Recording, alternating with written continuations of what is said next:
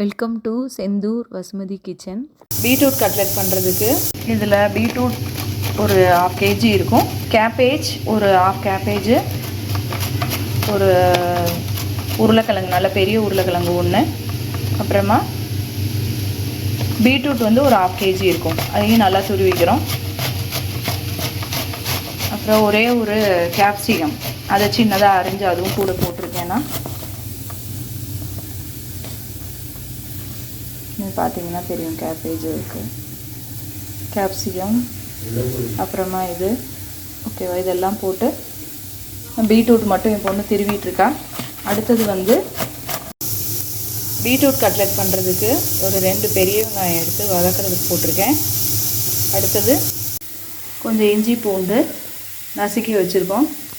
இது தவிர ஒரு காரம் உங்கள் காரத்துக்கு தகுந்த மாதிரி சில்லி பவுடர், கரம் மசாலா, உப்பு, இதெல்லாம் நீங்கள் உங்கள் டேஸ்ட்டுக்கு தகுந்த மாதிரி சேர்த்துக்க வேண்டியதான். இஞ்சி பூண்டு அடுத்தது போட்டு வெங்காயத்தோடு போட்டு வதக்கிட்டு இருக்கோம். அடுத்தது நம்ம அந்த துருவின எல்லா காய்கறியும் போட்டுடலாம்.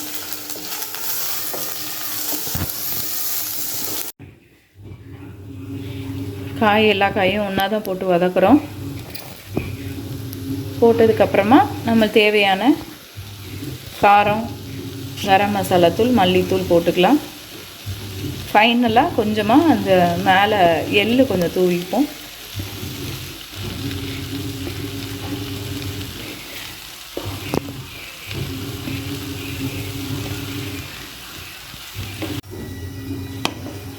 கொஞ்ச நேரம் வதங்கட்டும்.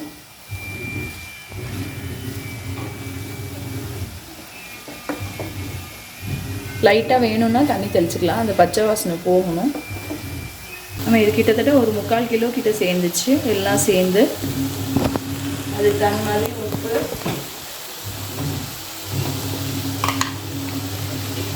கொஞ்சமாக மஞ்சத்தூள், வேறு சில்லி பவுடர். ரொம்ப காரம் வேண்டாம் எங்கள் வீட்டில், அதனால் நான் கொஞ்சம் குறைச்சி தான் போடுறேன். கொஞ்சம் மல்லித்தூள், எல்லாமே டேஸ்ட்டுக்கு தகுந்த மாதிரி தான், இது அளவு எதுவும் இல்லை. உங்களுக்கு மசாலா ஜாஸ்தி வாசனை பிடிக்கும் அப்படின்னா இன்னும் கொஞ்சம் போட்டுக்கலாம் நீங்கள். எங்கள் வீட்டில் அவ்வளோ மசாலா வாசனை ஈடுபடாது, அதனால் கொஞ்சம் எல்லாமே கொஞ்சம் குறைச்சலாக போட்டுக்கிறேன்.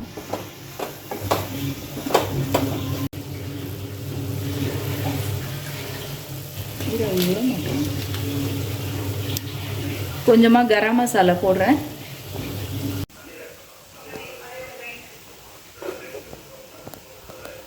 சும்மா சேர்ந்து வர்றதுக்காக மட்டும்தான்.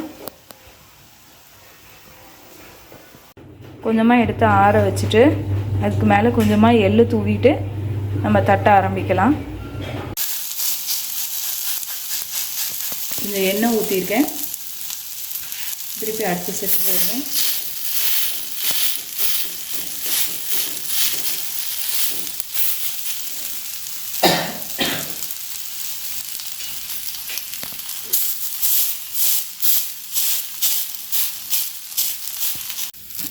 இன்னும் கொஞ்சம் நேரம் வேகட்டும்.